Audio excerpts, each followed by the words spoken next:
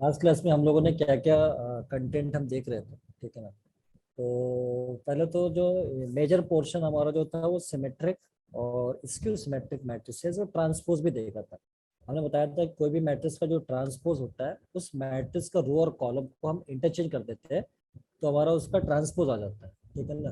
Row column में interchange होने के बाद फिर कुछ ट्रांसपोज की प्रॉपर्टीज हमने वहाँ पे आपको लिखवाया था, ठीक है ना। तो प्रॉपर्टीज ऑफ ट्रांसपोज हम लोगों ने देखा था कि कुछ मैट्रिक्स ऐसे हैं जिनकी जो ट्रांसपोज है, ठीक है, वो अगर प्रॉपर्टी अगर हमें पता होना चाहिए कैसे हम ट्रांसपोज की प्रॉपर्टी यूज कर लेते हैं, ठीक है। प्लस में माइनस में इस तरह का जो ट्रांसपोज होता है वो हम फाइंड करते थे। हमें प्रॉपर्टी देखा था वो। उसके बाद फिर हमने अगला जो टॉपिक था हमारा सिमेट्रिक था। हमने बताया तो कोई भी मैट्रिक्स सिमेट्रिक तब होता है जब उसका ट्रांसपोज उस मैट्रिक्स के बराबर हो जाए, और कोई भी मैट्रिक्स स्क्यू सिमेट्रिक तब होता है जब उसका ट्रांसपोज माइनस टाइम्स हो जाए। तो हमने कुछ मैट्रिक्स जो है, हमने कुछ मैट्रिक्स लिखा था कि जैसे कि स्क्यू सिमेट्रिक मैट्रिक्स कुछ लिखा था, कुछ सिमेट्रिक भी लिखा था। बट स्क्यू सिमेट्रिक मैट्रिक्स में कुछ इंपॉर्टेंट रिजल्ट था नोट के अंदर, वो भी हमने लिखवाया था, जिसमें पहला रिजल्ट होता है कि कोई भी ऑड ऑर्डर का जो स्क्यू सिमेट्रिक मैट्रिक्स होता है उसका डिटर्मिनेंट जीरो होता है। पहली बात ये हमने लिखवाया, ठीक है। अब आप देख भी सकते हो चेक करके वहाँ पे ऑड ऑर्डर, ऑर्डर का मतलब थ्री ऑर्डर, सिलेबस में ऑड ऑर्डर आपका कौन सा है, थ्री ऑर्डर ही है। सो थ्री ऑर्डर का स्क्यू सिमेट्रिक मैट्रिक्स जो होगा वो हमेशा उसका डिटर्मिनेंट जीरो होगा। उसके बाद हमने बताया था कि स्क्यू सिमेट्रिक मैट्रिक्स का जो लीडिंग एलिमेंट्स होते हैं वो भी जीरो होते हैं, मतलब वन वन A22 A33 इस टाइप के जो एलिमेंट्स होते हैं वो जीरो होते हैं, ये भी हमने बताया था। तीसरा हमने ये बताया कि परफेक्ट स्क्वायर वैल्यू जो होती है अगर इवन ऑर्डर का मैट्रिक्स होता है, इवन का मतलब सेकंड ऑर्डर का, अगर स्क्यू सिमेट्रिक मैट्रिक्स है तो उसकी जो डिटर्मिनेंट वैल्यू होती है एक परफेक्ट स्क्वायर होती है, ये भी हमने देखा था। एक प्रॉपर्टी ट्रांसपोज का मुझे याद तो नहीं आ रहा कि वो मैंने लिखवाया था कि नहीं, आपको शायद याद आ जाए तो मैं उसको एक बार लिख देता हूँ, कि वो भी हमें ध्यान में रखना है क्योंकि आगे की क्वेश्चंस पे वो प्रॉपर्टी यूज में आता है, ठीक है। तो प्रॉपर्टी वो ये था कि जैसे कि मान लीजिए सपोज हमने बताया था कि बहुत सारे प्रॉपर्टी देखा था ट्रांसपोज का, जिसमें एक और होता है, जैसे मान लीजिए कोई एक मैट्रिक्स है और उसका पावर n है और इसका ट्रांसपोज अगर आपसे पूछा जाए तो आप उस मैट्रिक्स का ट्रांसपोज निकाल लीजिए, मतलब ट्रांसपोज आप पहले कर लीजिए, पावर n को बाद में शिफ्ट कर लीजिए, आप ऐसे लिख सकते हैं, ठीक है ना। यस कराया था तो आपने। प्रॉपर्टी करा दिया था क्या? यस करा दी थी। अच्छा अच्छा ठीक है। तो अब इसे ध्यान में रखना है कि ये चीज़ होता है। अच्छा उसके बाद अब एक पॉइंट और हमें ध्यान में रखना है, वो पॉइंट में और इसको इंक्लूड करता हूँ यहाँ पे कि every square matrix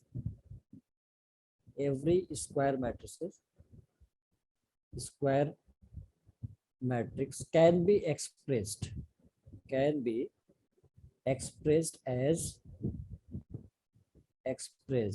as sum of symmetric and non-symmetric, symmetric and skew symmetric matrices, symmetric and skew symmetric matrix. अब इसका मतलब क्या हुआ, ठीक है, इसका मतलब क्या हुआ ये हमको समझना। कहने का मतलब ये है कि कोई भी स्क्वायर मैट्रिक्स को है आप उसको एक्सप्रेस कर सकते हो सिमेट्रिक में और स्क्यू सिमेट्रिक मैट्रिक्स में। कैसे? तो जैसे मान लो कि एक मैट्रिक्स ए है, सपोज दैट, और मैं इसे इस मैट्रिक्स में अगर मैं 2 से डिवाइड और मल्टीप्लाई कर दूं तो आपको बुरा तो नहीं लगेगा? कर सकता हूँ? यस यस ये बिल्कुल सही है।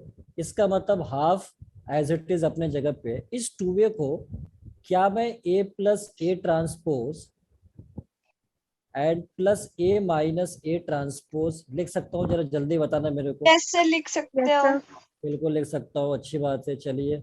अच्छा अब मैं इसे, ये हाफ तो अपने जगह पे है ही, ठीक है, इसमें कोई प्रॉब्लम नहीं है। ये जो ए प्लस ए ट्रांसपोज है, ए प्लस ए ट्रांसपोज, इसको मैं ब्रैकेट में लिख रहा हूँ, and plus A minus A transpose, इसको भी मैं ब्रैकेट में लिख रहा हूँ। तो मतलब मैं यहाँ पे ए प्लस ए ट्रांसपोज जो मैट्रिक्स होता है ये हमारा होता है सिमेट्रिक, दिस इज सिमेट्रिक, और ये होता है स्क्यू सिमेट्रिक, Yes, ये sir. सिमेट्रिक। अब सवाल ये है कि ये कैसे सिमेट्रिक होता है, ये कैसे इसकी सिमेट्रिक, तो वो तो अभी हम चेक करेंगे कि इसको कैसे बता रहा हूँ मैं। लेकिन ये जो एक्सप्रेस कर पा रहा हूँ, ये जो मैट्रिक्स ए है, इसको मैं इतना लिख पा रहा हूँ, ए के बराबर ये है, आप देख लो ये इससे कैंसिल होगा, 2a/2 ए के बराबर होगा। तो वही हमने स्टेटमेंट बताया है कि कोई भी स्क्वायर मैट्रिक्स को आप सिमेट्रिक और स्क्यू सिमेट्रिक के सम के फॉर्म में लिख सकते हैं। अब सवाल ये है कि ये सिमेट्रिक और स्क्यू सिमेट्रिक ये कैसे हो गया, ये हमें देखना पड़ेगा। उसके लिए मैं यहाँ पे लिख रहा हूँ, for N E square matrix A, for N E square matrix A, N E square matrix A, किसी भी एक स्क्वायर मैट्रिक्स के लिए। अब आप ध्यान से देखना कि किसी अगर मैट्रिक्स को मुझे टेस्टिंग करनी है, टेस्टिंग का मतलब उसकी सिमेट्रिसिटी चेक करनी है, तो हम क्या करेंगे, हमें पता है कि जो ए ट्रांसपोज और ए, या ए ट्रांसपोज, या ए प्लस ए ट्रांसपोज, ये हमारा सिमेट्रिक होते हैं, ये सारे जो होते हैं वो सिमेट्रिक होते हैं। ठीक है, ये आपको याद रखना है, और याद रखने की जरूरत नहीं है, वैसे भी हम इसको निकाल सकते हैं, अभी हम बताएंगे आपको। ठीक है, और ए माइनस ए ट्रांसपोज जो होता है ये स्क्यू सिमेट्रिक मैट्रिक्स होता है, दिस इज स्क्यू सिमेट्रिक। अब ये कैसे होता है, तो एक बार मैं इसको वेरीफाई कर देता हूँ, फिर आप ध्यान में रखना है इसको कि ये ऐसा होता है। ठीक है, अब जैसे मान लो कि मैं इस वाले मैट्रिक्स की बात, अभी मैं इसकी बात कर रहा हूँ, ए प्लस ए ट्रांसपोज, मुझे ये चेक करना है। ठीक है, तो अगर मुझे ए प्लस ए ट्रांसपोज चेक करना है कि ये मैट्रिक्स सिमेट्रिक है या इसकी सिमेट्रिक है, किसी का भी नेचर चेक करना है सिमेट्रिसिटी के लिए, तो आप उसका ट्रांसपोज ले लो। हमने इसका ट्रांसपोज ले लिया, आप देखो इसको ट्रांसपोज लेता हूँ। अब प्रॉपर्टी हमने बताया था कि अगर दो या दो से ज्यादा मैट्रिक्स एडिशन में है या सब्ट्रैक्शन में है, तो ये ट्रांसपोज डिस्ट्रीब्यूट हो जाएगा, इसके लिए भी, इसके लिए भी। बताया था नहीं बताया था, जल्दी बताना। Yes, यहाँ sir. पे बताया बताया था था. ए प्लस माइनस बी ट्रांसपोज, अरे यही तो बताया था, Yes, ए sir. बताया था. प्लस माइनस, तो ये आज के लिए तो बताया था, इसलिए मैं यहाँ पे लिख रहा हूँ। ठीक है, ये प्रॉपर्टी हमने बताया था, इसका मतलब ट्रांसपोज को डिस्ट्रीब्यूट करूंगा तो आप देखना यहाँ पे क्या आएगा, ए ट्रांसपोज और प्लस ए ट्रांसपोज का ट्रांसपोज। अरे कोई मैट्रिक्स का ट्रांसपोज का ट्रांसपोज क्या होता है, जल्दी बताना। वही होती है मैट्रिक्स ए. सही होता है, सर एक इक्वल होगा। बिल्कुल सही बोला आपने। तो ये मतलब same A plus A transpose के बराबर हो गया। इसका मतलब क्या हुआ, सो ये ये जो सिमेट्रिक है. ये जो मैट्रिक्स है इसका ट्रांसपोज लेने पे ये अब इसी के बराबर आ गया। तो मतलब कोई भी मैट्रिक्स उसका ट्रांसपोज अगर उसके खुद के बराबर आ जाए तो वो मैट्रिक्स कौन सा मैट्रिक्स होगा, सिमेट्रिक, इसको सिमेट्रिक। सिमेट्रिक। Very good. तो इसका मतलब ए प्लस ए ट्रांसपोज क्या हो गया, सिमेट्रिक हो सिमेट्रिक. गया। इसका मतलब ये हो गया कि यहाँ पे जो हमने सिमेट्रिक लिखा था वो बिल्कुल सच लिखा था, सच के सिवा कुछ भी नहीं लिखा है, मतलब सच लिखा है नहीं लिखा है, अरे बताना सर मेरे बिल्कुल को। सच सर। तो उसी तरह बिल्कुल से, सच लिखा है सर. उसी तरह से इसकी सिमेट्रिसिटी जैसे लिखा है, अब आप इसकी सिमेट्रिसिटी चेक करोगे, इसके लिए भी ट्रांसपोज लेना पड़ेगा। Test Yes. करने का वही तरीका है, पहले आप उसका ट्रांसपोज लीजिए। तो चलिए मैं ए माइनस ए ट्रांसपोज का नंबर आता है, मैं इसका ट्रांसपोज लेता हूँ, इसका ट्रांसपोज लिया। जब इसका ट्रांसपोज होगा तो अगेन एडिशन हो सब्ट्रैक्शन हो कोई प्रॉब्लम नहीं है, ट्रांसपोज डिस्ट्रीब्यूट होता है, ये हमने कसम खा लिया है पहले से। तो इसका Yes, मतलब sir. ये डिस्ट्रीब्यूट हो गया ए ट्रांसपोज यहाँ पे, और माइनस ए ट्रांसपोज का ट्रांसपोज हो गया। अब ये ए ट्रांसपोज अपने जगह पे था जैसे है, ये खुद के बराबर ए के बराबर हो जाएगा, बिकॉज ट्रांसपोज लेके फिर ट्रांसपोज ले लिया। अब Yes. इनमें से माइनस में कॉमन ले सकता हूँ क्या, Yes, माइनस sir. ले सकते हो. ये प्लस हो जाएगा, ये माइनस हो जाएगा, तो Yes, A sir. Minus A transpose. इसका मतलब क्या पता चला, इसका मतलब ये कि ये जो मैट्रिक्स है, ये जो मैट्रिक्स है इसका ट्रांसपोज लेने पे माइनस टाइम्स आ रहा है, माइनस टाइम्स आ रहा है। ठीक है, तो कोई भी Yes, sir. मैट्रिक्स उसका ट्रांसपोज अगर माइनस टाइम्स आ जाए तो उस मैट्रिक्स को क्या बोलते हैं, So skew skew symmetric symmetric. Matrix. इसका मतलब स्क्यू सिमेट्रिक मैट्रिक्स बोलते हैं। तो मतलब ये समझ में आ गया कि ये जो स्क्यू सिमेट्रिक लिखा है ये बिल्कुल सच लिखा हुआ है, इधर कहा गया, इधर लिखा हुआ है। ठीक है, ये स्क्यू Yes, sir. सिमेट्रिक है, तो ये सिमेट्रिक है। अब समझ में आ गया Yes, sir. क्या। अच्छा एक चीज और, अगर हमने यहाँ पे लिखा है तो इसका भी टेस्ट कर लोगे आप, जल्दी Yes, sir. बताना। तो ये भी वैसे ही होगा, इसका ट्रांसपोज वैसे मैं दिखा देता हूँ, आप कहोगे पता नहीं हमारे पास टाइप मिलता नहीं है, तो ठीक है मैं दिखा देता हूँ। चलिए, तो ए ट्रांसपोज और इनटू ए, तो ए ट्रांसपोज और ए का ट्रांसपोज लेके देखिए। जब ट्रांसपोज में लूंगा तो अगर प्रोडक्ट में होता है तो प्रॉपर्टी कैसे लगता है ट्रांसपोज का, पहले इधर लास्ट वाले का लगता है, फिर उसके बाद इसका लगता है। अरे यही तो बताया था, बताओ मेरे को। ए Yes, sir. का ट्रांसपोज अगर होता है तो हम क्या लिखते हैं इसको? Sir, CT transpose, into BT ए into. ट्रांसपोज और ए ट्रांसपोज, ये लिखते हैं। Yes, तो अब sir. इसका ए ट्रांसपोज लिखा, उसके बाद फिर इसका लिखा, तो ये तो ट्रांसपोज था, फिर से ट्रांसपोज हो गया। तो इसका मतलब क्या हुआ, ये ए ट्रांसपोज हो गया, इसे मैं ए लिख सकता हूँ। तो इस Yes, sir. मैट्रिक्स का ट्रांसपोज उसी मैट्रिक्स के बराबर, तो ये मैट्रिक्स क्या हो गया? सिमेट्रिक हो गया। Symmetric matrix. ठीक है। तो इसी तरह से Yes. ये लिखो या ये लिखो, तो दोनों को हमने, और इसको भी सिमेट्रिक बोल दिया था और इसको सिमेट्रिक बोल दिया था। तो आई होप कि ये बात समझ में आ गई होगी सभी को। Yes. Yes, sir. कोई ऐसा है जिसको समझ में अभी तक नहीं आया?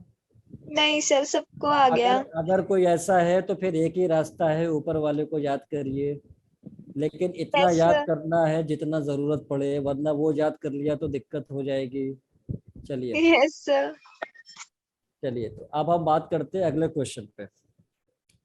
अभी जो ये टॉपिक चल रहा था वैसे आप क्वेश्चन की बात करेंगे। तो क्वेश्चन में सबसे पहले अगर हम बात करें तो if A is asymmetric matrix, मैं क्वेश्चन लिख रहा हूँ, if A is a symmetric matrix, A is a symmetric matrix,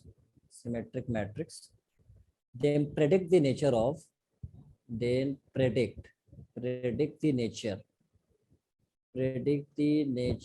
of the following matrices. Predict the nature of following matrices. अब आपको पार्ट वाइज कुछ पार्ट आपको दिए हुए हैं यहाँ पे, जैसे कि फर्स्ट पार्ट की मैं बात करूँ, a to the power n, इसका नेचर बताना है क्या होगा। दूसरा के ए, इसका नेचर बताना है क्या होगा, ये मैट्रिक्स। और तीसरा आपको दिया हुआ है बी ट्रांसपोज ए और बी, इसका आपका नेचर बताना है क्या होगा। क्वेश्चन एक बार फिर से मैं रिपीट कर रहा हूँ, समझ लो आप।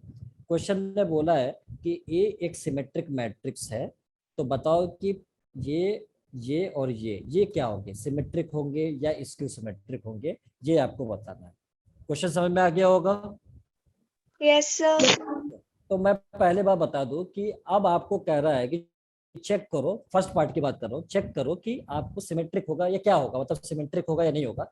हमने आपको पहले ही बता दिया कि किसी भी मैट्रिक्स का अगर सिमेट्रिसिटी चेक करनी है तो आप उसका ट्रांसपोज ले लो। ठीक है, ये हमने पहले बता दिया था।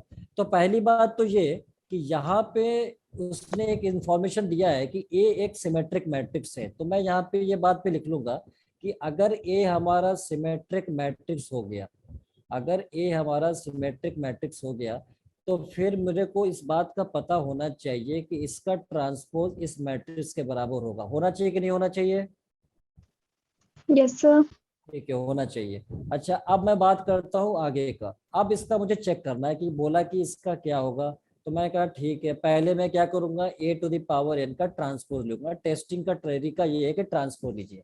अरे ये तो प्रॉपर्टी बताया था पहले, यहाँ Yes, पे sir. बताया था प्रॉपर्टी, सबसे पहले बताया। अब देखो कि अगर ये एन है, पावर ट्रांसपोज है, जो ट्रांसपोज के अंदर ले जाओ, एन को बाहर भेज दो। लिख Yes. सकता हूँ क्या? जल्दी बताइए। Yes, ये sir, जो लिख ट्रांसपोज सकते है, हो. ये जो ट्रांसपोज है इसको अंदर, और ये जो एन है यहाँ पे, ये जो एन है उसको आपको क्या करना है, उसको तो बाहर बाहर ले आना है.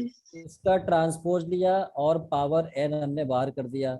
ए ट्रांसपोज किसके बराबर है, जल्दी बताना यहाँ पे? A के ए बराबर. A के है। बराबर और पावर कितना था? एन। N. ये मैट्रिक्स कौन सा हुआ, सिमेट्रिक स्क्यू सिमेट्रिक?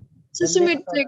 सिमेट्रिक हुआ। अरे बाकी सारे भी बता सकते हैं, मेरे को बुरा नहीं लगेगा। ये जो मैट्रिक्स है इसका जो ट्रांसपोज हुआ इस मैट्रिक्स के बराबर, तो मतलब क्या हुआ, So ये A symmetric to the matrix power है. एन जो मैट्रिक्स हो गया सिमेट्रिक हो गया। सभी को समझ में आ गया? तो अगला क्वेश्चन मेरे को जल्दी बताना, बिल्कुल स्पीड में आंसर आना चाहिए जल्दी से। सेकंड पार्ट यहाँ पे लिखा हुआ है, और ये इंतजार में है कि कोई मेरे को बता दे, कोई मेरे को सॉल्व कर दे। ये के ए बेचारा कह रहा है कि मेरे को बहुत देर से कि सॉल्व कर दो। मैं कह रहा हूँ ठीक है, इंतजार करो 2 मिनट का। चलिए जल्दी से मेरे को आंसर चाहिए।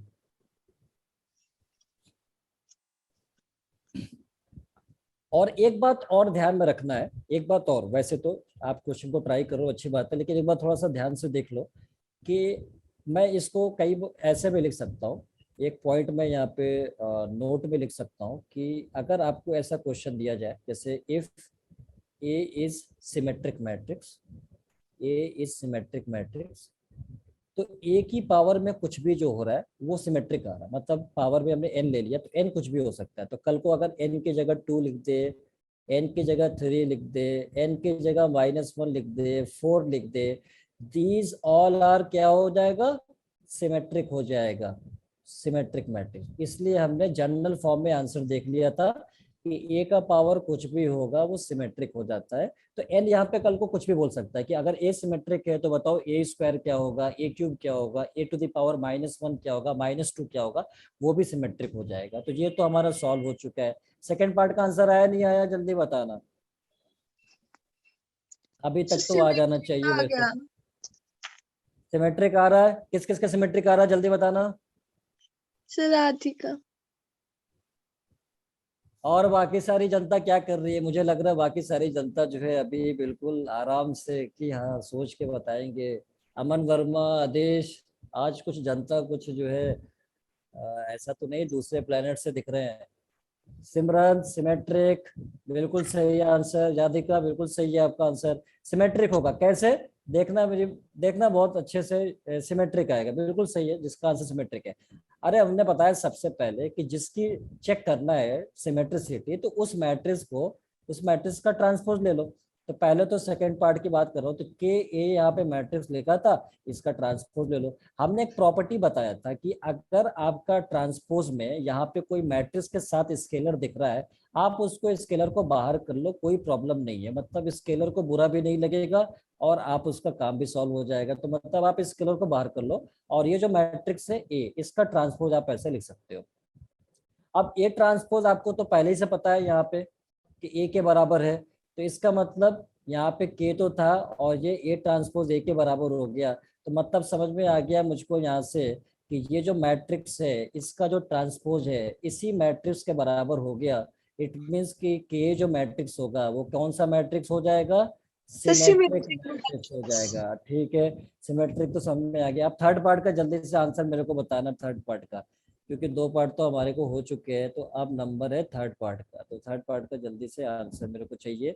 मैट्रिक्स आपको दिया हुआ है यहाँ पे B transpose A B, B transpose A B, जल्दी से B transpose A B, B transpose A और बी, इसका नेचर मेरे को बताना है। प्रोडक्ट वाला प्रॉपर्टी यहाँ पे यूज में आएगा।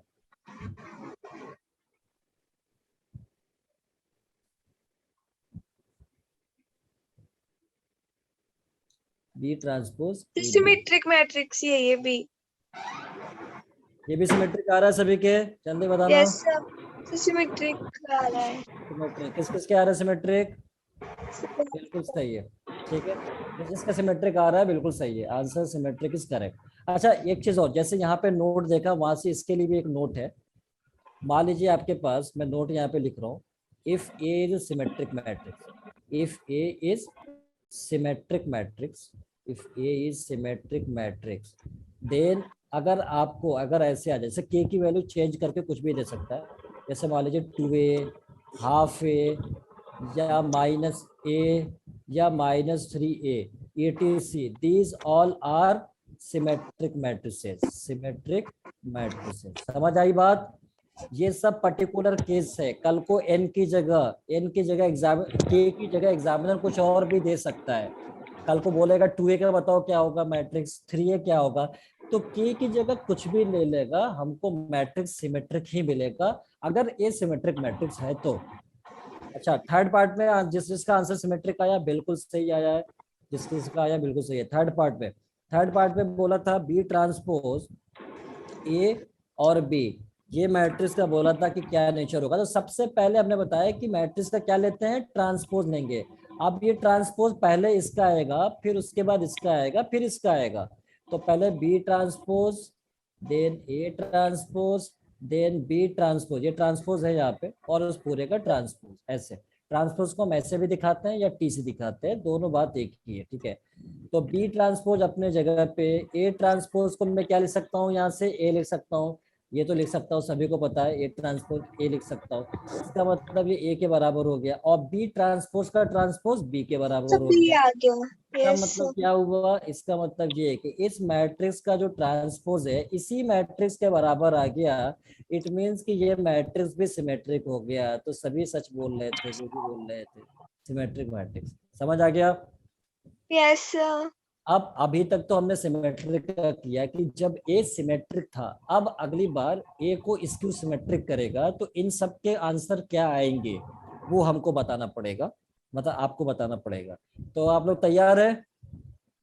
Yes, sir. चलिए, तो अब मैं अगला क्वेश्चन, यहाँ तक किसी को डाउट तो नहीं है? जल्दी बताना मेरे को। No No. सर।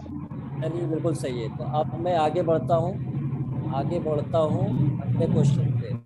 जब ये if A is skew symmetric, यहाँ पे मैं लिख रहा हूँ if A is skew symmetric matrices, skew symmetric matrix मान लेता हूँ, स्क्यू सिमेट्रिक मैट्रिक्स। देन अब आपको प्रेडिक्ट द नेचर को प्रेडिक्ट करना है। First part A to the power N, same वही चीज है। इसका भी ऑडियो जिसका जो है अभी अननेसेसरी जिसका ऑन है, प्लीज वो अपना ऑडियो जो है वो बंद कर ले, जब जरूरत पड़े तभी वो ऑन करे तो बेहतर होगा। बी ट्रांसपोज ए और बी, ठीक है, इन सब का नेचर, प्रेडिक्ट द नेचर। तो जल्दी से मेरे को बताना। अब जो कि ए जो है वो स्क्यू सिमेट्रिक है, अब दिन बदल चुके हैं, पहले वाले दिन नहीं रहे। प्रेडिक्ट द नेचर, पहले सिमेट्रिक था, अब नंबर है स्क्यू सिमेट्रिक का।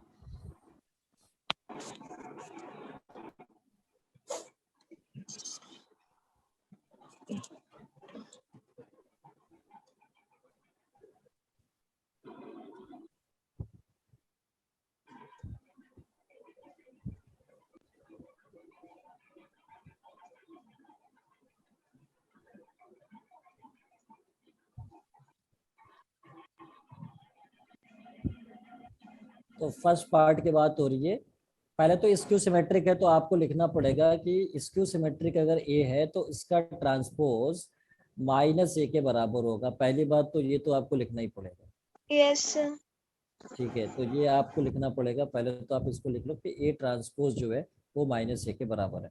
अब आपकी बात आ रही है फर्स्ट पार्ट की, कि फर्स्ट पार्ट का नेचर जो होगा वो क्या होगा। तो फर्स्ट पार्ट का जो नेचर है, अच्छा किसी का आंसर आया स्क्यू सिमेट्रिक, सीमा का आंसर आया स्क्यू सिमेट्रिक। मुझे लग रहा है सीमा आपका आंसर थोड़ा अधूरा है, इसलिए आप इसको थोड़ा सा चेक करके देखिए, क्या हमेशा स्क्यू सिमेट्रिक आएगा। फर्स्ट पार्ट की बात कर रहा हूँ, ए टू द पावर है। अच्छा, अब इसका नेचर चेक करना है मेरे को, तो मैं क्या करूंगा, इसका ट्रांसपोज लूंगा, इसका ट्रांसपोज लेता हूँ। सर ट्रांसपोज सिमेट्रिक मैट्रिक्स आएगा। अभी देख लेते हैं। ये जो ट्रांसपोज है वो इधर जाएगा, एन बाहर जाएगा, तो ए ट्रांसपोज और पावर हो जाएगा एन। अब ए ट्रांसपोज तो हमने देख लिया, यहाँ पे माइनस ए है, तो अब इसको माइनस ए से रिप्लेस करूंगा। जब माइनस ए से रिप्लेस करूंगा तो देखना यहाँ पे क्या आने वाला है, minus A to the power N. अब ये जो minus A to the power N है, तो ये तो फिर डिपेंड करेगा कि एन के ऊपर डिपेंड कर रहा है। यहाँ पे जो n है, दो केस बनेगा कि n या तो इवन हो सकता है या n ऑड हो सकता है। तो ये तो Yes. दो केसेस हो गए। तो n अगर इवन होगा तो जल्दी बताना मेरे को कि तो n सर अगर सिमेट्रिक होगा। तो सेम होगा, a to the power n हो जाएगा। Yes Yes. सर। और n अगर ऑड होगा तो क्या होगा, क्योंकि तो माइनस का स्क्यू पावर ऑड तो सिमेट्रिक्स हो माइनस। जाएगा सर।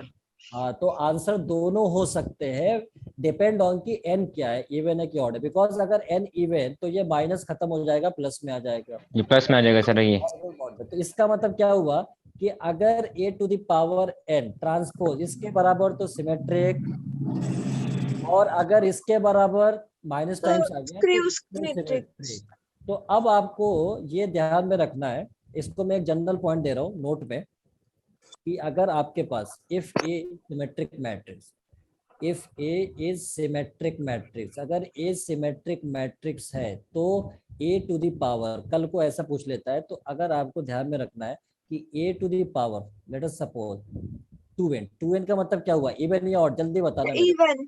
इवन। और 2n माइनस 1 का मतलब क्या हुआ, ऑड। ऑड। तो इसका मतलब ए जो 2n होगा ये सिमेट्रिक होगा, इसक्यू सिमेट्रिक होगा, सिमेट्रिक होगा। और 2n-1 स्क्यू ये सिमेट्रिक्स इसक्यू होगा। सिमेट्रिक होगा। समझ आ गया? Yes, sir.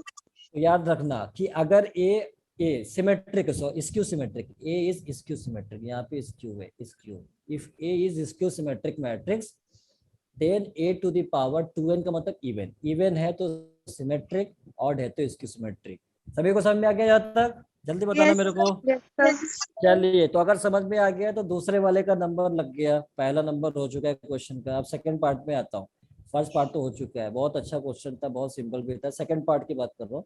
सेकंड पार्ट में कह रहा है कि ए, ये जो मैट्रिक्स क्या होगा, तो मैं क्या करूंगा, मुझे तो पहले सर से आप पता है कि A ट्रांसपोज, को बाहर ले लेंगे और A का ट्रांसपोज ले हाँ, लेंगे तो तो इसका ट्रांसपोज के को आ बाहर ले जाएगा, लिया, बिल्कुल सही है। ए का ट्रांसपोज किसके बराबर? माइनस से आ माइनस ए के जाएगा और ये बराबर। स्क्यू मैट्रिक्स बन तो ये जाएगा। तो इसको सिमेट्रिक बन गया। Yes yes sir. सर। तो आप सबको खुशी हो रही है नहीं हो रही है इसको सर हो सिमेट्रिक रही की? बिल्कुल है, सर। सर बिल्कुल हो हो रही है। रही है।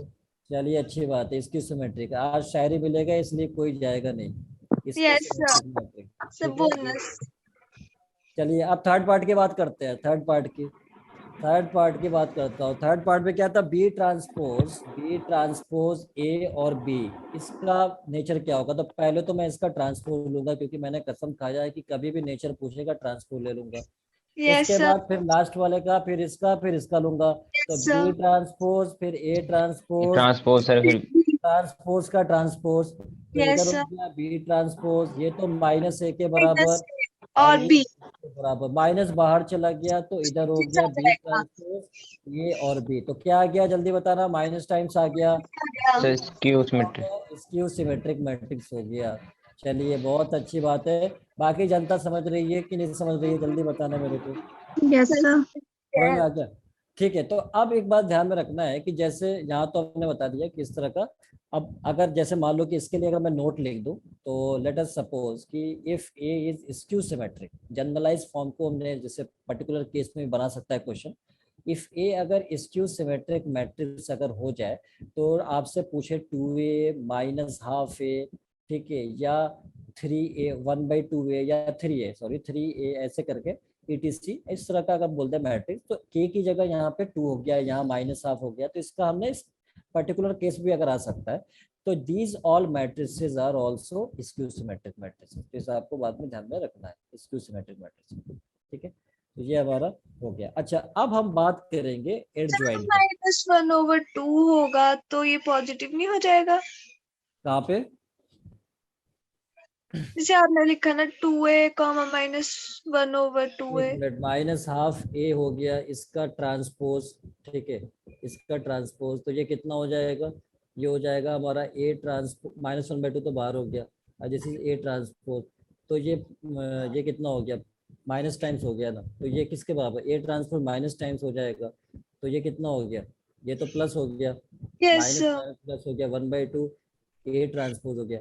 तो ये आपस में एक दूसरे के माइनस टाइम्स तो है ना, अच्छा यस सर। ये दोनों तो है ना माइनस टाइम्स, है नहीं, ये यस बताना। सर। सर हाँ, है। चलिए, इसीलिए बोला मैंने। ठीक है, चलिए, तो अब ये बात समझ में आ गई। तो अगला इंपॉर्टेंट हेडिंग है एडजॉइंट। तो नेक्स्ट हम यहाँ पे देखने वाले हैं adjoint of square matrix. So this is important heading for us, adjoint of square matrix. तो अगले पेज पे लेता हूँ, adjoint of square matrix, adjoint of square matrix, square matrix. तो पहली बात ये है कि एडजॉइंट को हम कैसे लिख के दिखाते हैं। तो ये का रिप्रेजेंटेशन भी बहुत सिंपल है। जैसे मान लीजिए एक मैट्रिक्स ए है और उसके एडजॉइंट आपको दिखाना है, तो आप इसके एडजॉइंट ऐसे लिख सकते हो, एडजॉइंट ऑफ ए ऐसे लिख सकते हो, या ए एडजॉइंट ऐसे भी लिख के दिखाया जाता है, ए एडजॉइंट। तो बात एक ही दोनों का। ठीक है, तो एडजॉइंट हम निकालते कैसे। तो पहले तो आपको क्या करना होता है कि आप इसका को फैक्टर निकालते हो। ठीक है ना, मतलब एक जो मैट्रिक्स आपको दिया जाएगा उसका आप को फैक्टर निकालोगे, को फैक्टर, और फिर उस को फैक्टर का आप ट्रांसपोज लोगे, तो जो मैट्रिक्स मिलेगा वो एडजॉइंट कहलाता है। अब ये को फैक्टर कैसे निकलेगा, तो वो हमको समझ में आना चाहिए। तो उसके लिए मैं एक बेसिक मैट्रिक्स की बात करूंगा यहाँ पे। जैसे मान लेता हूँ कि लेट अस सपोज एक मैट्रिक्स हमने यहाँ पे ले लिया ए, और इसके एलिमेंट्स ले लेता हूँ, A11, A12, A13, ये ले लिया, and this is A21, A22, A23, और इधर हो गया A31, A32 और A33। ये हमारा मैट्रिक्स हो गया। अब मुझे क्या करना है कि इसका मुझे कोफैक्टर निकालना है। तो कोफैक्टर का मतलब ये है कि इसके जितने भी एलिमेंट हैं उन सब का कोफैक्टर आपको निकालना पड़ेगा। सबका मतलब ये, जैसे मान लीजिए कोफैक्टर जो निकालने का टेक्निक है, ठीक है ना, वो अभी हम लोगों ने देखा नहीं है वैसे तो, लेकिन इतना आपने पढ़ा होगा, आगे के चैप्टर में देखेंगे डिटर्मिनेंट्स में। लेकिन इतना होता है कि कोफैक्टर हम कैसे निकालते हैं उसका मैं एक टेक्निक बता देता हूँ। आपने पढ़ा भी होगा वैसे भी कि Yes, sir. कोफैक्टर किसी भी, जैसे मान लीजिए कि कोफैक्टर निकालना है यहाँ पे, तो आप सबसे पहले साइन कन्वेंशन दे दो। साइन कन्वेंशन यहाँ पे ले लो, plus sir plus minus plus plus minus minus plus Minus, minus, minus. ठीक है। पहले तो आपको यस साइन, सर। और फिर उसके बाद क्या करना है आपको, देखना ध्यान से। उसके बाद ये जो A11 है इसका एलिमेंट, जैसे ये इसके कॉलम, इसका मुझे कोफैक्टर चाहिए, तो इसके कॉलम के एलिमेंट और रो के एलिमेंट को हटा दो। हटा दिया। yes, sir. अब यस क्या सर। बचा? Two column. Sir A22 A23 अब इसका A32 इसका A33। इसका डिटर्मिनेंट निकाल दो। डिटर्मिनेंट कैसे निकालते हैं, पहले इसका मल्टीप्लाई और फिर ये minus. Minus. Cross multiply yes करके. सर। आ गया। यही काम Yes, यस sir. सर। सभी के लिए करना है, यही काम सभी के लिए करना है, ठीक है। Yes. तो मान लो हमने इसका निकालने के बाद जो कोफैक्टर आया, मैं उसको यहाँ पे लिख रहा हूँ। फाइनल जो कोफैक्टर आया A11 का, उसे मैं मान लेता हूँ C11 आ गया सपोज। अच्छा, अब अगला क्या होगा, दूसरा इसका उससे निकालना सेकंड पड़ेगा। एलिमेंट की सेकंड रो अब और फर्स्ट इसके कॉलम. इसके हाँ, इसके कॉलम और इसके रो को हटा दो, तो क्या मिलेगा, Yes. A21 A23 A23, A31। A31, determinant निकाल A33. लो। Yes, determinant sir. निकल जाएगा, नहीं निकलेगा? सर निकल डिटरमिनेंट कैसे जाएगा. निकलेगा, सर ये क्रॉस इससे मल्टीप्लाई मल्टीप्लाई करके. होगा, Yes, sir. मल्टीप्लाई, और ठीक है। इसका A31 से A23. मान Yes, लिया sir. इसका कोफैक्टर आ गया C12 मान लेता हूँ। उसी तरह से इसका निकालना हो तो इसके कॉलम और रो को हटाऊंगा, फिर यहाँ से ये आएगा, इसका डिटर्मिनेंट निकाल लूंगा। तो मान लेता हूँ कि डिटर्मिनेंट निकालने के बाद कोफैक्टर हमारा ऐसे मिल गया C13, इसका आ गया C21 C22 C23, और इसका आ गया C31 C32 C33। ये हमारा कोफैक्टर आ गया। उसके बाद हम क्या करते हैं, इसका ट्रांसपोज ले लेते हैं। अभी ये कोफैक्टर है, अब कोफैक्टर का ट्रांसपोज कैसे लेंगे, तो भाई रो और कॉलम को इंटरचेंज कर देंगे, कोई नई बात थोड़ी है। इसका ट्रांसपोज लेने का मतलब ये कि रो और कॉलम को इंटरचेंज करने के, रो और कॉलम का मतलब ये कि ये जो रो है मतलब फर्स्ट रो फर्स्ट कॉलम में आ जाएगा, यानी C11 C12 C13। 20, इसके बाद सेकंड रो सेकंड कॉलम में आ जाएगा, जल्दी बताना, C21 C21, C22, C33. और C23 नेक्स्ट कॉलम में आ जाएगा सर और C31, C31 C32 C32, और C33। C33. अब ये जो ट्रांसपोज निकाल दिया, बस उसके बाद कुछ नहीं, फिर यही एडजॉइंट हो जाता है। This is adjoint of matrix से, तो कोई नई चीज नहीं है, बस थोड़ा सा Yes, sir. ध्यान में रखना है। C11 C21 C31 C12 C22 C2 2, C2 C13 C23 C33। 3, बस 3. याद रहे कि थोड़ा कैलकुलेटिव हो जाता है कोफैक्टर, बिकॉज ईच एलिमेंट का आप जो है वो सॉल्व करके थोड़ा डिटर्मिनेंट निकाल ले हो, तो इसमें क्या होता है, कैलकुलेशन मिस्टेक होने का चांस बहुत ज्यादा होता है। तो कई बार ऐसा होता है कि जब ये क्वेश्चन एग्जाम में आता है तो एक बार फिर से इसको वेरीफाई कर लेना चाहिए कि क्या मैंने को फैक्टर सही निकाला है या कहीं कोई मिस्टेक तो नहीं हो चुका है। तो इसलिए एक बार इसको वेरिफिकेशन करना बहुत जरूरी है जब ये क्वेश्चन आए आपके पास। तो को अब आप इसको बहुत सिंपली क्या कर सकते हो, को फैक्टर और उसका ट्रांसपोज जो है निकाल सकते हो और वो एडजॉइंट हो जाएगा। लेकिन ये 3 ऑर्डर का मैट्रिक्स में बड़ा चैलेंजिंग हो जाता है, लेकिन सेकंड ऑर्डर का मैट्रिक्स का आप आसानी से ट्रिक है जिससे आप निकाल सकते हो। तो मैं यहाँ पे इसका एक शॉर्ट ट्रिक लिख देता हूँ जो only for second order matrix के लिए एडजॉइंट आप निकाल सकते हो आसानी से, ठीक है। तो इसलिए आप इसका ध्यान में रखेंगे, short trick for only 2x2 order matrix, 2x2 order matrix. अगर मुझे इस सेकंड ऑर्डर का मैट्रिक्स का मेरे को एडजॉइंट चाहिए तो बहुत अच्छे से निकल कर आएगा। मैं एलिमेंट मान लेता हूँ, जैसे मान लो कि एक एलिमेंट है ABCD, ये आ गया। अब इसका मेरे को लेट अस सपोज कि मुझे इसका क्या चाहिए, इसका मुझे चाहिए एडजॉइंट चाहिए। तो एडजॉइंट ऑफ मैट्रिक्स से के लिए आपको क्या करना है कि ये जो D है, मतलब ये D की वैल्यू, जैसे ये जो D है और ये A, इसको इंटरचेंज कर दो। D A की जगह जाएगा, A D की जगह आएगा, और ये दोनों को अपनी जगह पे रखो लेकिन माइनस से मल्टीप्लाई करके। तो इधर क्या होगा माइनस बी, इधर होगा माइनस सी, ये डायरेक्ट आ गया एडजॉइंट। समझ आया? Yes, sir. Yes sir. ये कैसे आता है, इसी टेक्निक से आता है, इसी टेक्निक से आता है, लेकिन हम बार बार ये काम नहीं करते, बस इसका एक याद रख लेते हैं कि ये रिजल्ट होता है। ठीक है, तो आप जैसे मान लो कि यस अगर मैंने आपको एक मैट्रिक्स दे दिया 1 2 1 -2 और 3 4, अगर मैं आपसे पूछूं कि बताओ कि इसका एडजॉइंट क्या होगा, तो आप मेरे को क्या बताओगे, जल्दी बताना। सर 4 एडजॉइंट, -3 तो 2 ये 1 फोर सर वन 4 आपस में इंटरचेंज, 4 चेंज इधर हो 1 जाएंगे इधर, ये कितना होगा, सर, +2 2. हो जाएगा ये। ये +2, क्योंकि माइनस से नहीं मल्टीप्लाई सर करूंगा गलत लिख +2। दिया आपने, 3 आएगा ऊपर। ठीक है, इधर +2 होगा, इधर कितना होगा -3 हो जाएगा। समझ आया नहीं आया, जल्दी बताना। Yes, sir. ठीक है, यस सर। तो इंटरचेंज करते हैं इन पोजीशन को, और बाकी इन दोनों को साइन माइनस टाइम्स करते हैं। अगर माइनस होगा तो प्लस होगा, प्लस होगा तो माइनस होगा। तो ये सेकंड ऑर्डर में चल जाता है। ठीक है, थर्ड ऑर्डर में तो आपको इतना काम करना ही पड़ जाएगा, बिकॉज इतना सब जो है 3 ऑर्डर के लिए होता है। तो अभी मैं एक क्वेश्चन आप लोगों से पूछना चाहूंगा, अगर आप लोग की इजाजत हो। लेकिन क्वेश्चन से पहले मैं कुछ एडजॉइंट की प्रॉपर्टी पे यहाँ पे लिखना चाहूंगा, बिकॉज जो एडजॉइंट होता है उसकी प्रॉपर्टी बहुत इंपॉर्टेंट होता है। बहुत बार तो जो एग्जाम है, जैसे इंजीनियरिंग एंट्रेंस एग्जाम में बहुत बार पूछा जा चुका है प्रॉपर्टी को, डायरेक्ट एडजॉइंट की प्रॉपर्टी। इसलिए एडजॉइंट की property is very very most important. तो अब उस कुछ प्रॉपर्टीज को मैं एडजॉइंट का लिखता हूँ, फिर मैं क्वेश्चन पे आऊंगा। अभी यहाँ तक किसी को कोई गिला शिकवा तो नहीं है टॉपिक में? No sir. No, sir. ठीक है, अच्छी बात है। प्रॉपर्टीज, प्रॉपर्टीज प्रॉपर्टी में सबसे पहला प्रॉपर्टी जो है वो हमारा ये होता है कि कोई भी मैट्रिक्स ए है और उसका एडजॉइंट, एडजॉइंट ऑफ ए, या एडजॉइंट ऑफ ए आप पहले लिख लो, कोई दिक्कत नहीं है, फिर ए को बाद में लिख लो। ये दोनों को ऐसे लिख लो या ऐसे लिख लो। इसकी वैल्यू होता है डिटर्मिनेंट ए और आइडेंटिटी एन। एन का मतलब एन ऑर्डर का मैट्रिक्स अगर हम लिए हैं, एन कुछ भी हो सकता है, depend on question. Second order भी हो सकता है, थर्ड ऑर्डर का भी हो सकता है, तो आई जो भी होगा यहाँ पे आ जाएगा। ठीक है, तो ये प्रॉपर्टी फर्स्ट, डिटर्मिनेंट ए इंटू आइडेंटिटी के बराबर होता है। ठीक है, इनका प्रोडक्ट। ठीक है, उसके बाद प्रॉपर्टी टू क्या होता है? प्रॉपर्टी टू जो होता है कि कोई भी जो डिटर्मिनेंट एडजॉइंट ए होता है, जैसे मान लीजिए हमने यहाँ पे एडजॉइंट ए लिखा, एडजॉइंट ए और इसका डिटर्मिनेंट, इसका डिटर्मिनेंट, डिटर्मिनेंट का मतलब हम ऐसे दिखाते हैं, ये 2 लाइन से। डिटर्मिनेंट ये होता है डिटर्मिनेंट ए की पावर में n-1, where n is the order of matrix, n is the order of matrix. जितना भी n फॉर्मूले में दिखेगा वो मैट्रिक्स का ऑर्डर होगा। फॉर एग्जाम्पल मान लीजिए कि कोई मैट्रिक्स ए थर्ड ऑर्डर का है, तो यहाँ पे n की जगह 3 हो जाएगा, 3-1 का मतलब स्क्वायर, डिटर्मिनेंट ए का स्क्वायर हो जाएगा।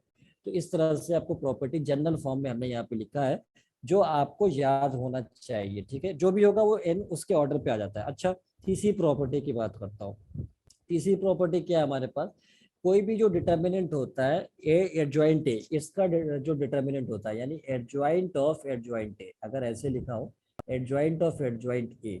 ठीक है, और इसका जो डिटर्मिनेंट है, डिटर्मिनेंट का मतलब ये लाइन में यहाँ पे बनाना चाहूंगा, ये डिटर्मिनेंट ये होता है डिटर्मिनेंट ए की पावर में, डिटर्मिनेंट ए पावर में होता है n-1 का होल स्क्वायर। ये n-1 का whole square, n is the order of matrix, ये आपको पता है। जहां जहां n आएगा वो समझ जाना ऑर्डर है। अगर n 3 होगा तो 3-1 का होल स्क्वायर, 3-1 का होल स्क्वायर का मतलब कितना हो गया? 2 स्क्वायर, 2 स्क्वायर का मतलब 4 हो जाएगा। अगर 3 ऑर्डर है तो, 2 ऑर्डर है तो 2-1 1 ही बनेगा। ठीक है ना, तो ये प्रॉपर्टी 3 हो सकता है। अब प्रॉपर्टी 4 की बात करता हूँ मैं यहाँ पे। सो प्रॉपर्टी 4 क्या क्या होने वाला है यहाँ से? तो कोई भी मैट्रिक्स अगर है adjoint of adjoint A, adjoint of adjoint A अगर ऐसे आ गया, और इस मैट्रिक्स का अगर डिटर्मिनेंट आपको दिया हो, मतलब डिटर्मिनेंट आपसे पूछ ले, तो आप डिटर्मिनेंट ए की पावर में n-2 लिख सकते हैं, और इनटू ए मैट्रिक्स आप इसको लिख सकते हैं। ये डिटर्मिनेंट ए के पावर में n-2 है। ठीक है ना, n यहाँ पे ऑर्डर ऑफ मैट्रिक्स है, यानी n अगर 3 होगा मतलब 3 ऑर्डर का मैट्रिक्स, और अगर 2 होगा तो सेकंड ऑर्डर का मैट्रिक्स हो जाएगा। क्लियर है अभी सभी को? अब मैं प्रॉपर्टी 5 की बात करता हूँ।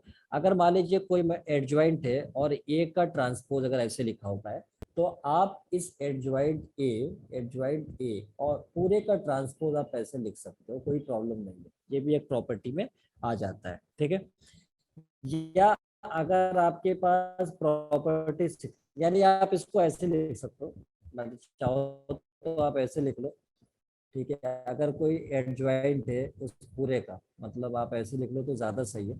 कोई एडजॉइंट है, एडजॉइंट एडजॉइंट ए, ठीक है, और इसका ट्रांसपोज है, ठीक है, तो आप इस ट्रांसपोज को बाहर शिफ्ट कर सकते हो, मतलब एडजॉइंट ए निकाल लो फिर आप ट्रांसपोज ले लो, तो बात एक ही है। मतलब ए का ट्रांसपोज का एडजॉइंट दे दिया, या एडजॉइंट ए निकाल के फिर ट्रांसपोज दे लिया, तो बात एक ही है। ये बात सबको समझ में आ जाना चाहिए। ये प्रॉपर्टी है।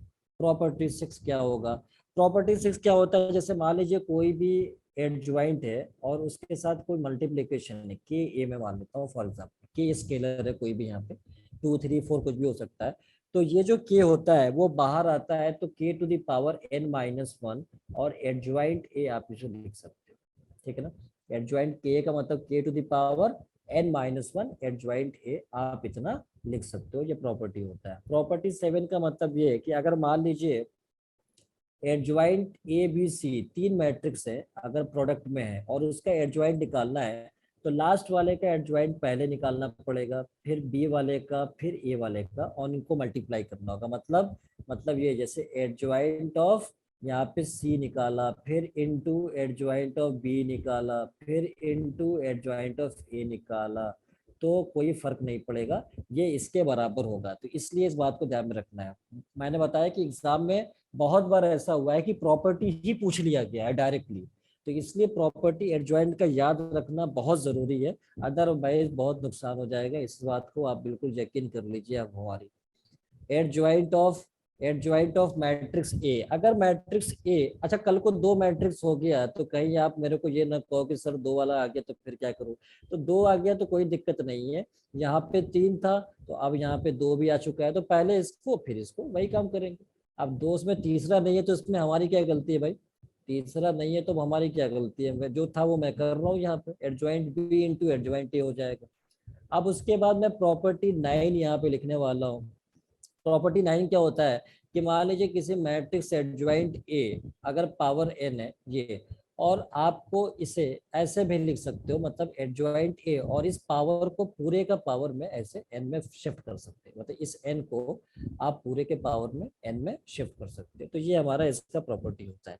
तो ये कुछ बेसिक प्रॉपर्टी थे जो आपको याद होनी चाहिए बिल्कुल भी, ठीक है। तो ये प्रॉपर्टी याद हो जाएगा, बताना जरा आप। याद हो जाएगा सभी से? Yes, sir. पक्का वादा कर रहे हो आप लोग को याद हो जाएगा? Yes, sir. ठीक है, यस सर। चलिए अगर वादा टूटा तो बहुत बहुत जो है अफसोस की बात होगी, इसलिए नहीं सर, वादा हम नहीं तो तोड़ेंगे। तोड़ना नहीं है। चलिए ठीक है, तो अब मैं अगला क्वेश्चन जो आता है रिलेटेड टू एडवाइट उस पे आने वाला हूँ। तो यहाँ तक किसी को उम्मीद है कि दिक्कत नहीं होना चाहिए, पूरी तरह से मैं तो श्योर एक हूँ। बार लास्ट प्रॉपर्टीज वाली स्लाइड निकालेंगे आप? लार्ज प्रॉपर्टी कौन सी लार्ज प्रॉपर्टी? ये हाँ, ये हमने बताया था। जैसे मान लो कि यस। सपोज यहाँ पे एन, मैंने जनरल फॉर्म लिखा है, मान लो कि एन अगर 1 हो जाए, लेट अस सपोज 1 -1, मान लो -1 या 2 भी हो सकता है, तो इसको मैं क्या लिखूंगा? एडजॉइंट ए ऐसे -1, तो ये पावर में चला जाएगा -1, एडजॉइंट ए का पावर -1, ऐसे लिख सकता हूँ, ठीक है। या अगर मान लो n की वैल्यू 2 हो जाए फॉर एग्जांपल, तो एडजॉइंट ए का स्क्वायर अगर आपको निकालना है तो आप इसे एडजॉइंट ए का होल स्क्वायर लिख सकते हो। ये मैंने बताया प्रॉपर्टी में, ये n जो है वो बाहर शिफ्ट हो जाएगा। Yes okay, sir. चलिए तो अब मैं क्वेश्चन पे आता हूँ कि क्वेश्चन कैसे पूछा जाता है। सो पहले तो मैं फंडामेंटल क्वेश्चन रखूंगा यहाँ पे। इफ मैट्रिक्स ए आपके पास है, यहाँ पे ये दिया है 1 -2 3 है, 4 0 -1 है, एंड -3 1 और 5 है। ये एक मैट्रिक्स है।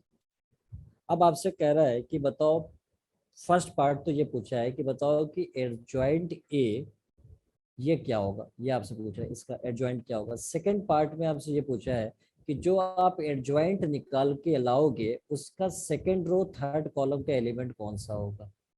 तो अगर एडजॉइंट आ गया तो फिर ये भी आ जाएगा।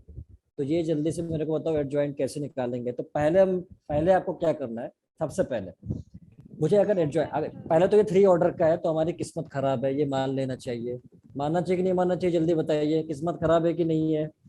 तो थोड़ी बहुत जाती, थोड़ी हाँ, बहुत। क्योंकि सेकेंड ऑर्डर का अगर मैट्रिक्स होता है तो इसका मतलब आप समझ लीजिए कि लॉटरी हमारी लग चुकी है। लेकिन सेकेंड ऑर्डर होती तो, लेकिन थर्ड ऑर्डर है यहाँ पे, तो थर्ड ऑर्डर का मतलब ये हो गया कि आपको पूरा कहानी लिखनी पड़ेगी कि पहले को फैक्टर निकालना है। तो को फैक्टर के Yes, लिए sir. आप क्या करोगे, पहले साइन कन्वेंशन आपको देना पड़ेगा। साइन कन्वेंशन Yes, मेरे sir. को बिल्कुल याद है, पहले प्लस लिखता हूँ फिर साइन चेंज फिर करता हूँ, माइनस फिर प्लस प्लस फिर माइनस माइनस फिर plus plus minus minus plus plus minus plus plus. हो गया। अब आपको क्या करना है, इन सब का पहले वन का कोफैक्टर निकालना है। तो वन का कोफैक्टर निकालने के लिए इसके कॉलम को इसके रो के एलिमेंट को हटाना पड़ेगा, डिटर्मिनेंट सॉल्व Yes, करना पड़ेगा। डिटर्मिनेंट सॉल्व करके जल्दी बताओ कितना आएगा इसका डिटर्मिनेंट, इसका डिटर्मिनेंट कितना, 5 0 से मल्टीप्लाई होकर कितना मिलेगा 0, माइनस ये मल्टीप्लाई होकर कितना मिलेगा minus -1, sir. माइनस +1, Plus तो यहाँ पे आ गया 1।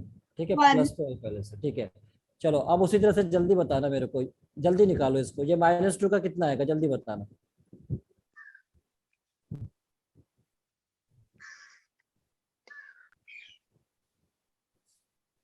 So 23. 17 किसी ने जो बताया है बिल्कुल सही बताया है कि 17 होना चाहिए। अच्छा 17 आ रहा है तो बाहर माइनस है, तो मैं क्या कर सकता हूँ, इसमें हमारी कोई गलती तो नहीं है, -17 हो जाएगा। ठीक है, 17 तो था, बाहर माइनस इंतजार में कि भाई मेरे को 17 चाहिए, तो ले लो भाई, -17 दे दिया हमने। चलो अच्छा आप 3 की बात करें, 3 का जल्दी बताना है मेरे को जल्दी से। इसके लिए आपको इसे हटाना पड़ेगा, इसको हटाना पड़ेगा, तो ये डिटर्मिनेंट इधर 4 और इधर 4. So 4. 4 आ रहा है, बिल्कुल सही आ रहा है, 4 आ रहा है, तो 4 आएगा तो यहाँ पे 4 लिख दूंगा। चलिए अच्छा इसका अब इसका बताना है, अब इस 4 का बताना है, 4 का कितना आएगा। तो इसके कॉलम को, इसके रोज को और इसके कॉलम को एलिमेंट हटाना पड़ेगा। 2 3 1 5 को सॉल्व करना है, 2 3 1 5 साइड में लिख लिया करना। कई बार क्या होता है कि लिखने से थोड़ा सा कंफ्यूजन क्लियर हो जाता है इधर साइड में रफली, तो इसलिए -7. तो कितना हो जाएगा 7 हो गया, लेकिन इधर माइनस था तो -7 हो जाएगा, बिल्कुल Yes. सही है। अच्छा -7 आएगा, ये चेक कर लेना एक बार, -7 आएगा कुछ और आएगा, एक बार चेक कर लेना। -13 आएगा, -13 बिल्कुल सही है, -13 आएगा, -13। अच्छा साइन के साथ आ रहा है या -13 है वैसे आएगा, 13 आ रहा है, यस 13 होगा, फिर उसके बाद बाहर माइनस लग के -13 हो जाएगा। ठीक है ना, क्योंकि इसका आप ये हटाओगे तो यहाँ पे एलिमेंट कौन सा था, वो -2 था, ये -2, हाँ ये -2। ठीक है, तो ये -10 -3 ये होगा, तो ये -13 होगा, हाँ ये -13 होगा। अब माइनस माइनस +13 होगा, चेक करिए +13 होगा नहीं होगा, So +13 नहीं होगा. हाँ ठीक है। चलिए आप 0 का निकालिए जल्दी से, 0 का, इसके कॉलम और इसके रो ये हट जाएगा, 1 3 -3 5 बनेगा, 1 3 -3 5 बनेगा, इसको मल्टीप्लाई करना है माइनस ये, तो ये कितना हो गया 5 माइनस 14. So minus 14. 14 So 14 ठीक 14. है, ये 14 हो गया, बिल्कुल सही। इसलिए इसमें बहुत अलर्ट होके करना पड़ता है, बिकॉज इस क्वेश्चन जो एग्जाम में आता है 3 ऑर्डर का आता है, बिकॉज एग्जामिनर को पता है कि मार्केट में सेकंड ऑर्डर बहुत आसानी से चल रहा है। ठीक है, So अच्छा उसके बाद -4 आ रहा है, ठीक है, yes sir. ठीक है, तो माइनस माइनस कितना हो जाएगा +4 हो जाएगा, +4. बिल्कुल सही है। अच्छा अगला बताना जल्दी से, -3 का जल्दी बताना, -3 का जल्दी बताना। So -4. हाँ कितना रहा -3 का, इसके कॉलम So 4 आ रहा है वैसे तो, फिर आगे -4 आ रहा है. इसका कितना आ रहा है, -3 का कितना आ रहा है जरा ये देखना, इसका 2 आ रहा है क्या -3 का, No sir. A23 का ना -4 ही आ रहा है, +4 एक मिनट, इसका इसका कितना आ रहा है, ये वाला सही है, -4 So -4 आ रहा है. तो माइनस माइनस प्लस तो हो गया ना यहाँ पे। सर -4 ही आ रहा है सारे को मिला के. अच्छा ऐसे सभी 4 मिला आ के, रहा है. अच्छा ऐसे 4 आ रहा होगा, ठीक है, तो ये Yes सही sir. है, -4 हो जाएगा, चलो ठीक है। अब अगला बताना जरा इसका, इस वाले का कितना आ रहा है, इधर इधर -3 का कितना आ रहा है जल्दी से। So 2. हाँ 2 आएगा, 2 आ रहा होगा सभी को, ठीक है 2 ही होगा। चल ले इसका बताना जरा 1 का, सर -13 1 का, इसके कॉलम को और इसके रो को हटाना है, तो 1 3 1 3 और 4, और ये कितना था, -1 था, ठीक है, 4 -1, आ रहा है इधर -1 और इधर कितना हो जाएगा, -13 आ रहा है, -13 आ रहा है, बिल्कुल सही आगे है, जाके माइनस 13 आ माइनस रहा है सर। +13 आ गया, ठीक है। अच्छा, इस वाले का 5 को जल्दी बताना, 5 का जल्दी बताना, 1 -2 सर 4 8, 0, सर +8 आ रहा है, +8 सर 8 आ रहा है। 8 आ रहा है, अच्छा वही तो, 8 + 8 दोनों ठीक ही है, बात सही है, ठीक है, तो यस 8 सर, हो, चलिए ठीक है। तो सभी को सही आ रहा है ये चीज, जल्दी बताना। यस सर, 1 यस सर, -17 4 दिख रहा है, ठीक है, 13 14 और 13 14 और -4, कहीं मिस्टेक हो रहा है, कहीं पे 5 भी आना चाहिए, आप चेक करो जरा, कहीं पे 5 भी आना चाहिए, कहीं ऐसा मिस्टेक हो रहा है, 13 14 और ये 5 आना चाहिए, इसको जरा चेक करो, कहीं 5 तो नहीं आ रहा है, सर यहाँ पे क्वेश्चन निकालो तो 1 मिनट फिर। यहाँ पे चेक करो आप, यहाँ पे मैं फिर से एक बार हटाता हूँ, जो जो यहाँ पे डॉटेड लाइन है, ठीक है, वो चेक करो, 5 आना चाहिए उसका, इसलिए मैंने बताया कि इसमें बहुत मिस्टेक होने का चांस होता है, बिकॉज कैलकुलेटिव बहुत ज्यादा है, तो ये 5 एलिमेंट ही आ हमारा रहा कितना है आएगा, आ रहा है। सर, 5 आ 5 ही रहा आ रहा है। है, 5 आ रहा है, तो यस सब सर, जो गलत क्यों बता रहे थे आप लोग, ये 4 हो गया था, ये 0 था, यस सर, और 3 2 6 हो गया और -5 आ -5, रहा था सर। ठीक है, तो ये -3 है, 1 और 5 है, ठीक है, तो अब ये 5 आएगा, ठीक है, अब ये सही है, ये वैल्यू 5 आएगी, सो दिस इज 5।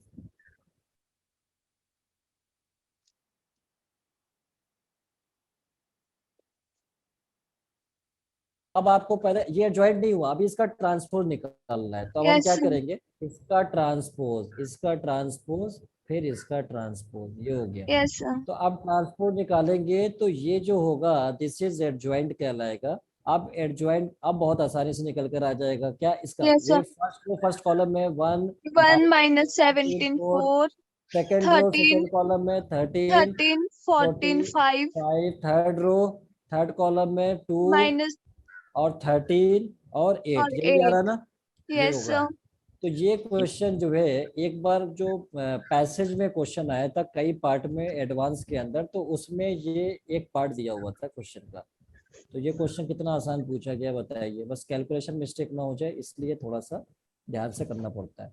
ये समझ में आ गया। यस सर, फिर उसने अगला पार्ट ये भी पूछा था, एडजॉइंट ए का सेकंड रो थर्ड कॉलम का एलिमेंट कौन होगा, second row sir third 5 column, second sir row third column, second row ये है सर और 13। थर्ड कॉलम ये है, 13 सर। 13, तो सर यही आंसर हो 13। जाएगा, यही होगा। कितना यस सर, आसान क्वेश्चन पूछा उसने, बताइए, इतना आसान क्वेश्चन उसने पूछ दिया, 13, ये आंसर हो गया। चलिए, तो इस तरह से एडजॉइंट अगर मेरे को कोई पूछ देगा, तो मैं उसको बहुत अच्छे से समझा दूंगा, इतने अच्छे से समझाऊंगा कि वो कहेगा भाई साहब अब रहने दीजिए, बहुत हो गया, ठीक है। चलिए, यस अब सर, हम अब हम बात करेंगे, अब हम बात करेंगे अगले वाले क्वेश्चन का। अगला वाला क्वेश्चन भी एग्जाम में पूछा गया है, तो इसलिए उसको भी बहुत ध्यान से करना है। प्रॉपर्टी का यूज है उसके अंदर, अभी हमने प्रॉपर्टी का यूज नहीं किया था, ये बेसिक क्वेश्चन था, बट क्वेश्चन ये भी पूछा गया था एग्जाम के अंदर। चलिए, अब हम बात करते हैं अगले क्वेश्चन का। अगला क्वेश्चन में बोलता है कि इफ मैट्रिक्स ए आपको दिया हुआ है 1 -1 और +1, इधर हो गया 0 2 -3, इधर हो गया 2 1 और 0, ये मैट्रिक्स ए दिया हुआ है। और फिर एक मैट्रिक्स बी भी दिया है, जो कि बोल रहा है कि एडजॉइंट ऑफ ए के बराबर है, ये दिया है। और कह रहा है एक सी है जो 5a के बराबर है, ये भी एक मैट्रिक्स 5a के बराबर है, तो कह रहा है देन फाइंड एडजॉइंट बी, यानी एडजॉइंट बी अपॉन डिटर्मिनेंट सी, और एडजॉइंट बी का डिटर्मिनेंट, ये डिटर्मिनेंट एडजॉइंट बी का डिटर्मिनेंट अपॉन सी का डिटर्मिनेंट, इसकी वैल्यू पूछ रहा है कि क्या होगा, ये आपसे पूछा है।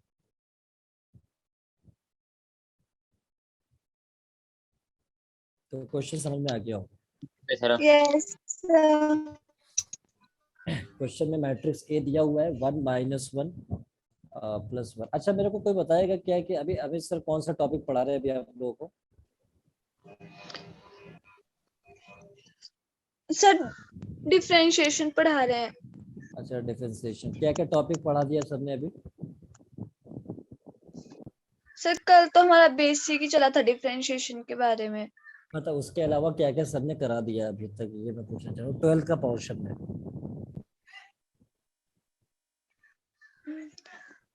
सब प्रोबेबिलिटी वाला करवा दिया है और ये कॉन्टिन्यूटी वाला करवा रहे हैं अब। चलिए ठीक है, तो चलिए ठीक है।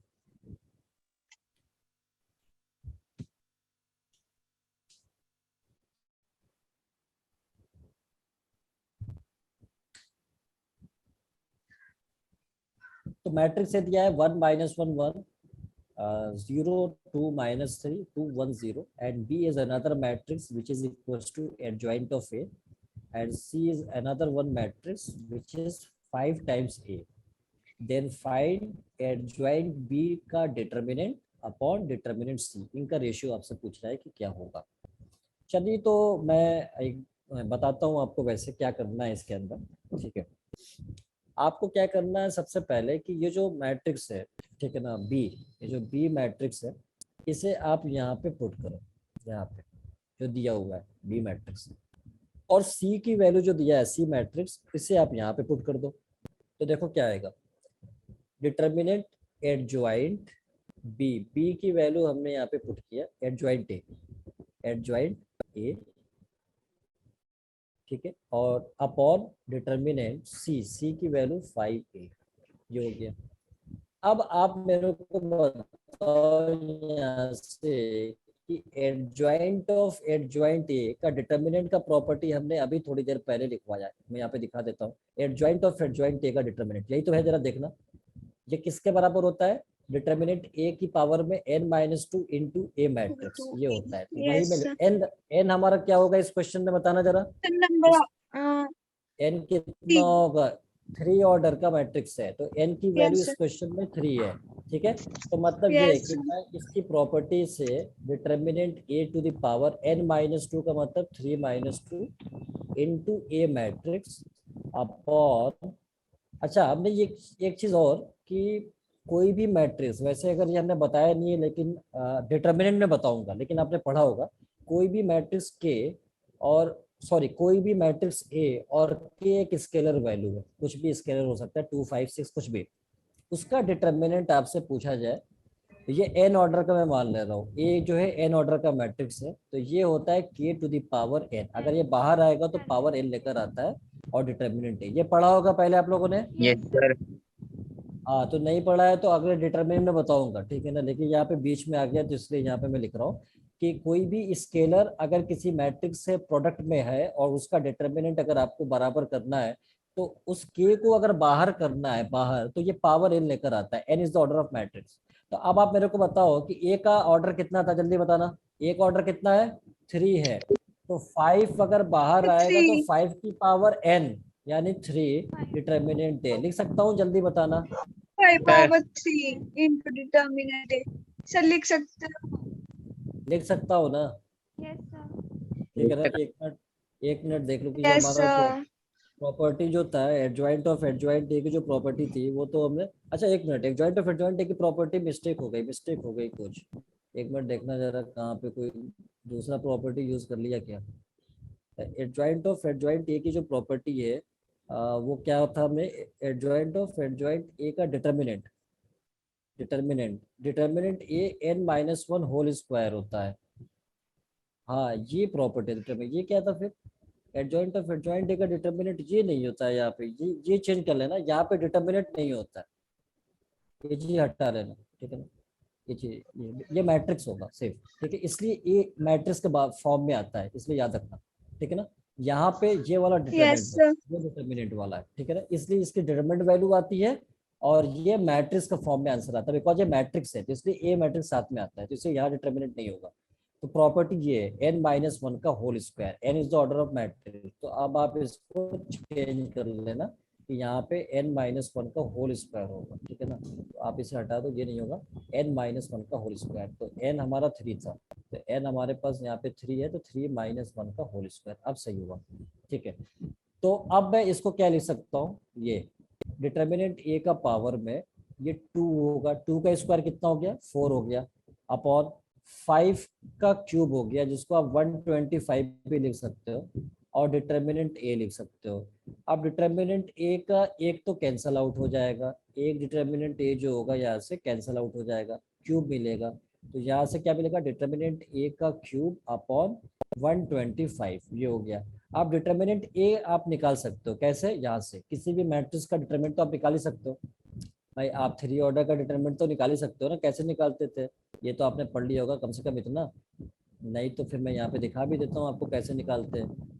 ये मैट्रिक्स ए दिया हुआ था, क्या था मैट्रिक्स, एक बार लिख लेता हूँ। मैट्रिक्स यहाँ पे दिया हुआ था 1 - 1, इसका डिटरमिनेंट निकालना है 1 - 1 +1 और 0 2 और इधर था -3 और इधर है 2 1 0, ठीक है, ये हो गया। अब इसका डिटरमिनेंट निकाला है। डिटरमिनेंट का मतलब ये कि कैसे करते हैं एक्सपेंशन, पहला साइन ऐसे देते हैं प्लस माइनस प्लस, बस ऐसे फर्स्ट रो के अलावा साइन दे दो, ठीक है ना। वैसे डिटरमिनेंट ओपन करना तो सीखा होगा ना, पता होगा। Yes sir. Yes, sir. हाँ चलिए ठीक है, वैसे मैं यहाँ पे करता हूँ। पहले क्या करते हैं, फर्स्ट रो को साइन दे देते हैं प्लस माइनस प्लस, ऐसे दे दिया। फिर यहाँ पे जो 1 है तो +1 के साथ आएगा बिकॉज साइन इज +1 आ गया। फिर इसके कॉलम और रो को हटा देते हैं, जैसे निकालते थे कोफैक्टर 2 - 3, यहाँ Yes. पे 2 - 3 1 0, ये हो गया। 1 0 अगला अगला माइनस के साथ आएगा तो माइनस माइनस कितना हो जाएगा, प्लस हो जाएगा बिकॉज यहाँ पे +1 हो जाएगा। ये डिटर्मिनेंट बनाऊंगा।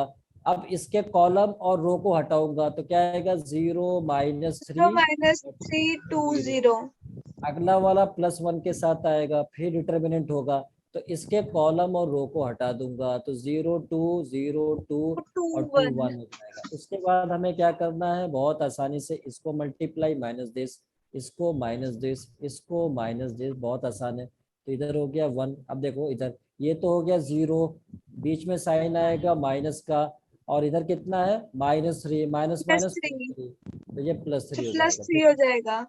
ठीक है, अगला वाला, अगले वाले की बात कर रहा हूँ। यहाँ पे ये +1 है तो +1 यहाँ पे लिख लूंगा, और उसके बाद फिर क्या करूंगा, तो इसको 6 हो जाऊंगा जाएगा 0, सर। हाँ 0, 6 हो फिर जाएगा। माइनस माइनस +6 हो जाएगा प्लस, उसके बाद क्या है, ये 1 है तो यहाँ पे 1 लिखूंगा। फिर अंदर क्या मिलेगा मेरे को, ये 0 1 और -4 -4, 0 -4, इधर कितना हो गया 3, प्लस इधर हो गया 6 -4, ये कितना हो गया 5 -4 के बराबर। और 5 यस। यस सीमा बिल्कुल सही है आपका आंसर, सीमा आपका आंसर बिल्कुल सीमा में है। मुझे लगा कि असीमित आंसर ना हो जाए आपकी, बिल्कुल सही है, 5 है। तो इट मीन्स कि इसका मतलब ये कि डिटर्मिनेंट है तो 5 हो गया। अब जब ये 5 हो गया तो 5 का क्यूब हो गया, और ये 125, ये भी तो सेम ही 5 क्यूब ही है, यस ये भी तो 5 यस कैंसल आउट होके क्या मिलेगा, 1 1 1. हो जाएगा 1। तो ये क्वेश्चन पूछा जा चुका है जेई मेंस के अंदर। बहुत टफ क्वेश्चन पूछा गया था क्या, जल्दी बताना मेरे को, बहुत टफ पूछा नहीं गया सर इजी था। क्वेश्चन। अगर प्रॉपर्टी पता है, अगर कॉन्सेप्ट पता है तो कोई भी क्वेश्चन टफ नहीं हो सकता।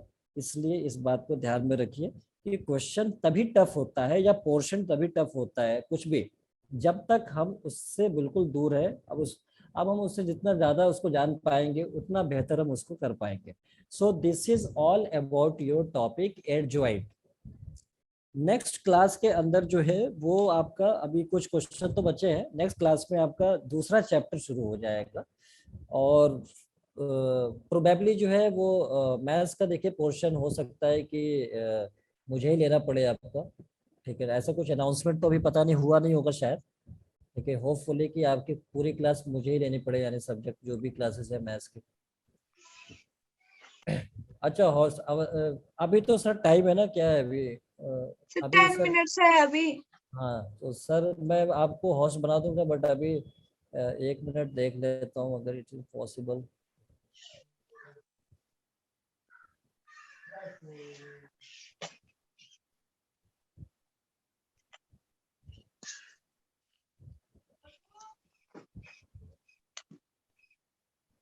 हाँ वही मैं कर रहा हूँ, मैं अभी क्लास अभी थोड़ा ले लीजिए, देन मैं आपको फिर बना दूंगा, कोई इशू नहीं है, ठीक है।